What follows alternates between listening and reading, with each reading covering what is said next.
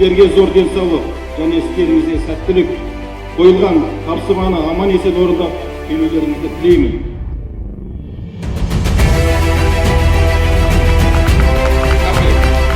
В соответствии с приказом министра обороны проводится мероприятие по призыву военнообязанных на воинские сборы, состоящиеся на воинском учете местных органов военного управления города Алматы.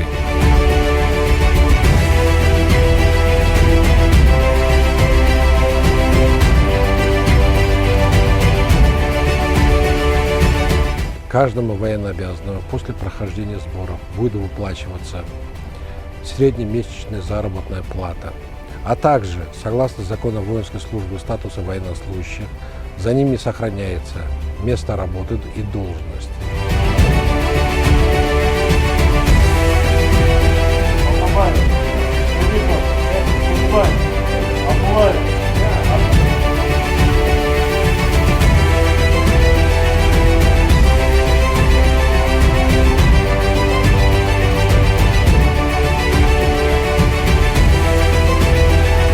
Әрбір Қазақстан Республикасының ер азаматы әскери жиынға бару керек. Ұмытылып қалған дағдыларын қайтадан үйренеді.